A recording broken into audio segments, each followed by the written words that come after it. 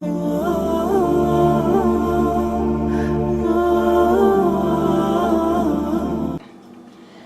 assalamu alaikum. Magacayga waxaa la dhahaa Safiya kusoo dhawaada saan cooking insha Allah. Maanta waxaan rabaa inaan ila qaybsado lunch box ka schoolka oo ilmaha ah hadduu Ilaahay yiraahdo. Dad badan waxay iga soo codsadeen lunchiga maxaa la dhahaa Garden Garden. Waxaan inta ku haystaa sliced chicken breast hadduu Ilaahay yiraahdo oo xalaal ah.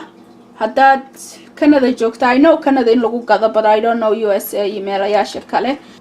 hadduu Ilaahay yiraahdo ayaan rabaa maanta oo sandwich aan ka suubina inaan ila shari gareeyo. Let's start it san u cook garan lahayn hadduu Ilaahay yiraahdo. Masha Allah halkan waxay saaran birti aan wax ku duban lahaa. Maxaan ku haystaa halkan nayto saliid saytuun oo hal qaada ah ayaan ku shubanayaa. Saliid saytuunka hadduu Ilaahay yiraahdo waa olive oil insha Allah oo hal qaadada waaweyn ah taasaan ku shubanayaa. Waxaan saarayaa hadda chickenkii aan saaranayaa. Chickenka asagoo sidiisana waad ku suubsan kartaa oo uma baahno inaad dubtid hadduu Ilaahay yiraahdo. Asagoo sidiisa ama biyaad ku karsan kartaa wax yar ama asagoo sidiisa isticmaali kartaa wuu karsan yahay, laakiin anaa jecel inaan wax yar kariyo oo dubo. marka xawaaji yar inta ku darsanaa xawaajiyadana magacyadooda anaa ku soo qoraay haddii Ilaahay yiraahdo. intana filfil iyo cusbo yar ay igu jirto oo wax yar ah.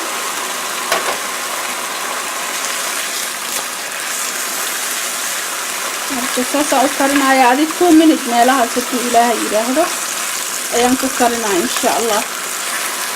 2 minutes marka intuu noo sii shilmaayo sandwich kan diyaarsanayna.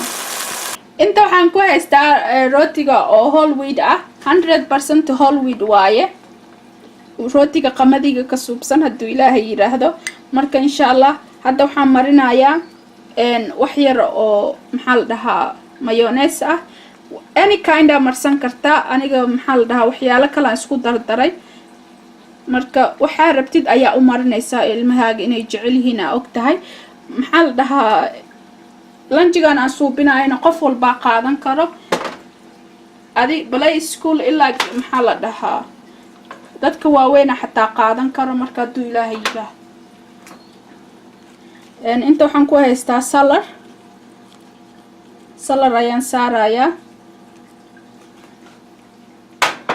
masha Allah waxaan kaloo ku haystaa chickenkii hadda saaranaynaa.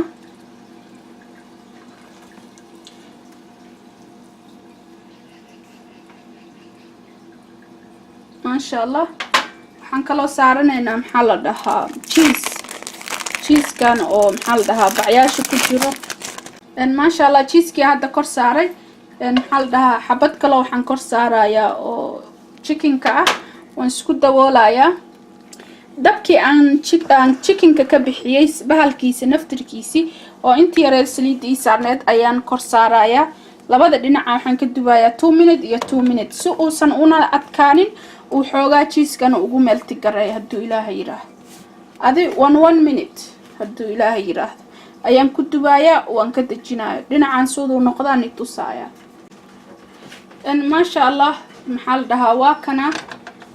inta waxaa ii saarneed 1 minute, inta dhinaca kalena 1 minute ready waaye. waan ka dejinayaa hadduu Ilaahay yiraahdo.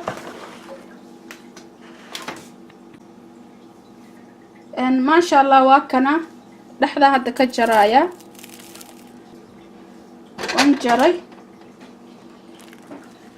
saas uu ekaada masha Allah sandwichkii iyo cheese-kii wixii dhan saas iskugu melti gareeyeen masha Allah.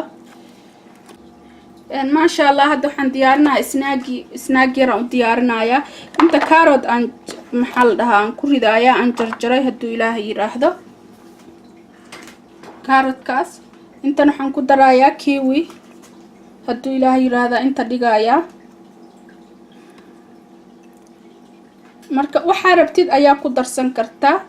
waxaan waa just giving you ideas hadduu Ilaahay yiraahdo. idea yar yar baan isiinayaa. intana maxaa la dhahaa mango oo jarjarana inta ku haystaan ku dhex darayaa hadduu Ilaahay yiraahdo oo intaas ah.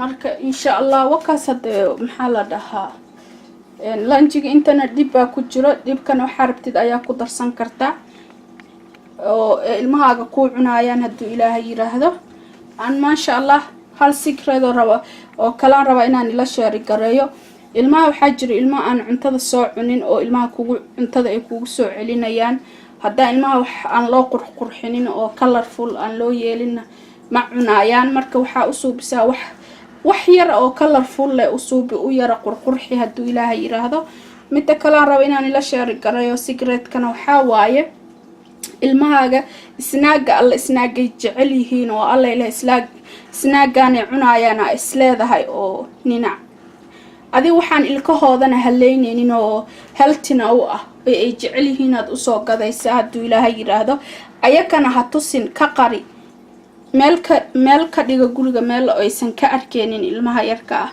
markaas mar walba oo lunchiga siinaysa iskuulka aadayaan wax yar oo snaaga u dhaxgali boorsada markay furaan si ay happy ku noqdaan oo snaagana ilmaha cuntada mar walba maxaa waaye boorsada hadii secret wax yar loo galiyo ay ku farxaan mar walba boorsada way furayaan marka haduu Ilaahay yiraahdo una sheeg waxa dhahdaa ha furin lunch time ka markii la gaaro ma ogi meesha lunchiga xataa inta sandwich-ka meeshu yahay ayaa ugu qarin kartaa hoostiisa kale laakiin hal wax leh ha siinin mar walba snaaga u kala badal haduu Ilaahay yiraahdo mar walba waa surprise ha ku noqoto surprise means lama filaan waxay ahayd ha ku noqoto ilmaha mar walba marka iyaga jeclaanay boorsada inay furaan ee wax cunaan maanta kugu soo celiyaan waxa dhahdaa maanta waxa ma soo cunina waay maxaa la dhahaa surprise kan kugu riday dan waan ka joojinayaa surprise ka mar walba waxa ayaka marka jeclaanay inay boorsada mar walba furaan ee wixii cunaan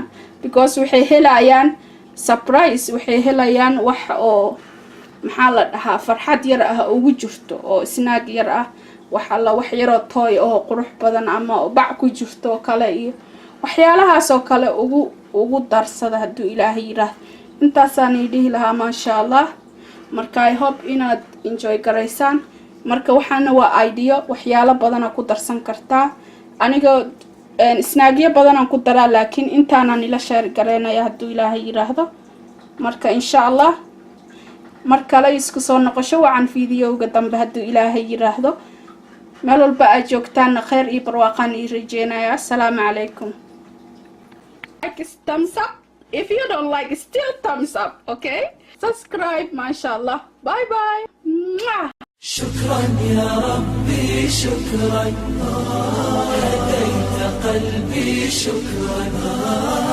نورت دربي شكرا شكرا يا رب شكرا يا رب